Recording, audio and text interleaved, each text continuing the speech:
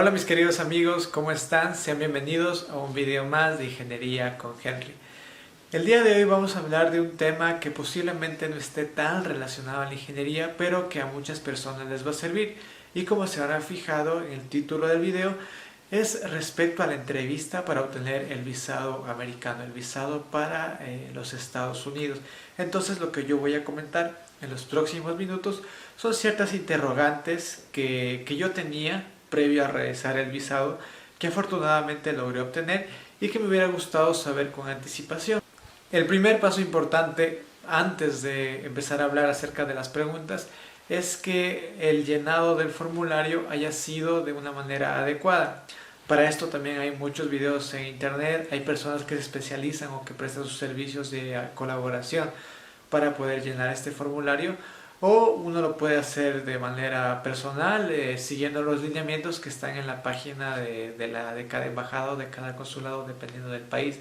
Mi recomendación con respecto al formulario es que en él se especifique toda la verdad con respecto a los motivos del viaje, al lugar de llegada, cuáles son los días en los cuales se va a realizar el viaje, toda la verdad, todo lo que solicita el formulario, llenarlo con toda la verdad. Eso es muy importante.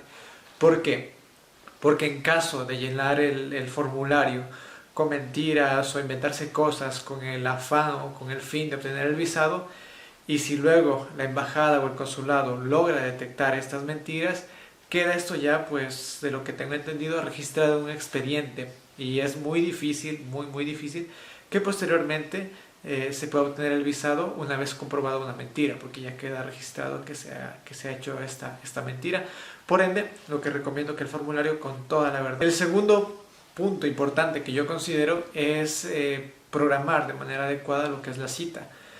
Uno dentro de la página del consulado de la embajada, una vez completado el formulario, tiene la facilidad de elegir cuál es la fecha en la cual desea hacer la entrevista, pero claro, de unas opciones que la embajada da unas fechas posibles y unos horarios posibles.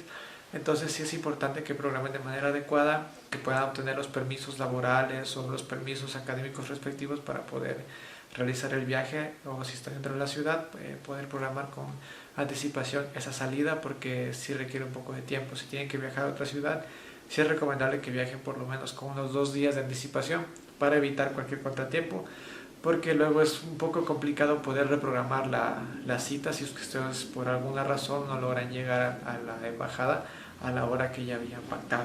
El tercer punto del cual quiero conversar es del tema de vestimenta. Yo había leído mucho también del tema de vestimenta, me habían recomendado que debe ser una vestimenta adecuada. Hay muchas cosas que se hablan con respecto a la vestimenta.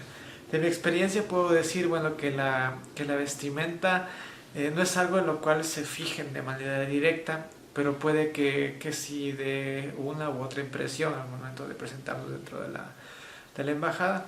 Lo que yo recomiendo en ese sentido es una vestimenta, puede ser algo casual, ¿sí? No muy formal, y bueno, ya depende de los gustos de cada persona, pero yo al menos en lo que me pude fijar, eran muy pocas personas las que iban muy formales, y realmente esto no determina como tal el número de preguntas o el tipo de preguntas que te van a realizar. Algo casual, algo que, claro, lo que sí que esté acorde a la actividad que tú realizas.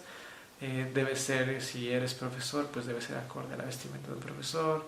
Si eres un ingeniero, acorde a la vestimenta de un ingeniero, etcétera, etcétera. Bueno, no es que esté haciendo un estigma de las diferentes profesiones, no, pero algo casual, algo que demuestre que lo que tú colocaste en el formulario pues es verdad, está acorde a lo que no estás mintiendo, que es lo principal.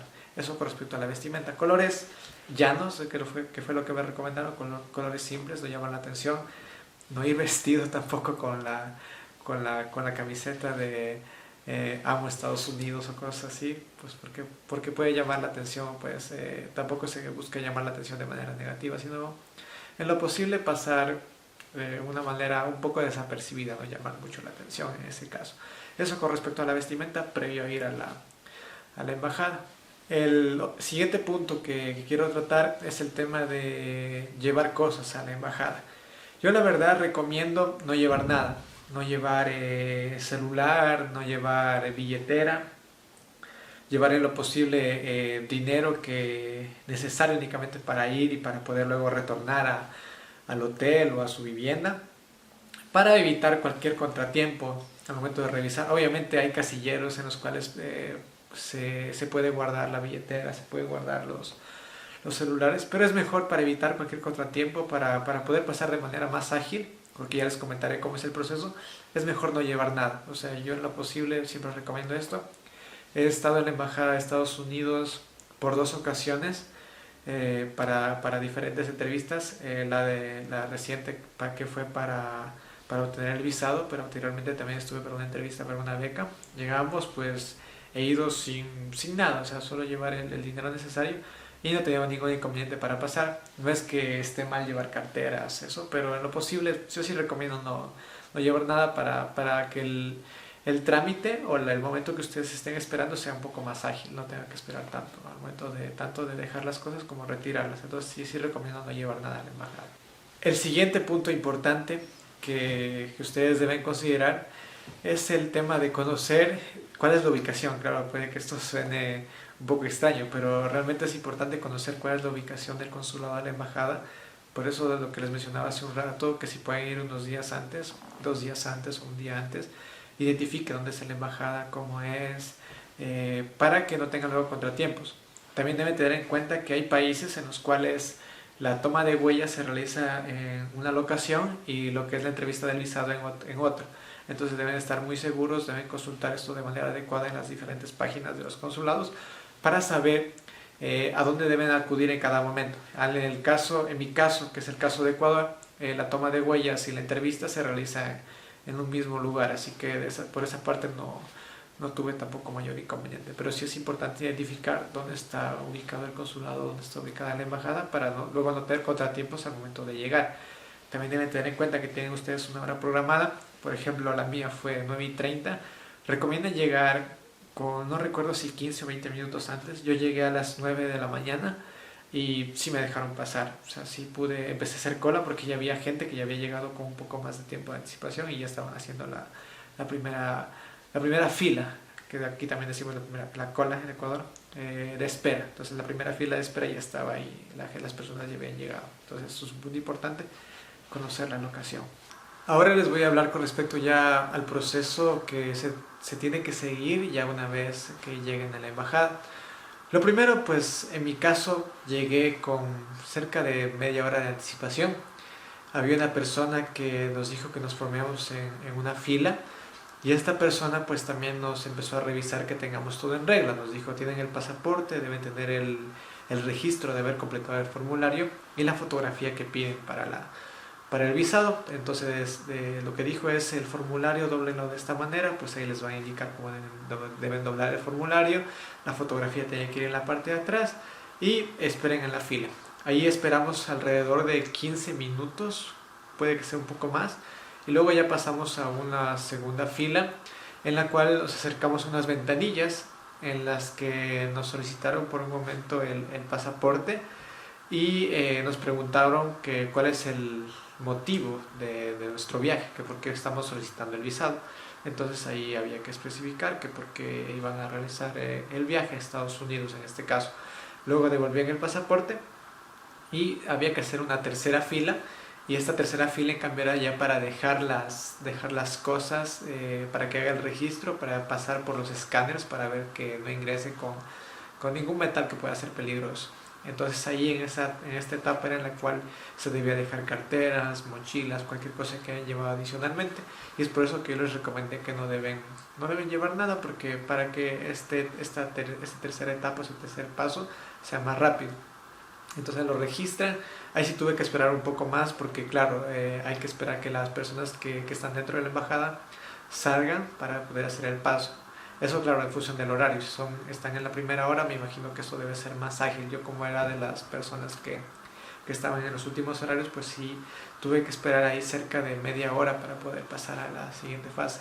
Una vez que ya me revisaron, nos colocaron una especie de gafete aquí en la parte de aquí que decía visitante, y pasamos ya luego a una zona, una zona exterior en la cual existían muchos asientos. Entonces las personas estaban ahí sentadas, estaban todos los asientos llenos, y las personas que iban llegando pues iban acomodando en la parte de atrás de pie hasta esperar que las personas de adelante pasen a la fase de la entrevista.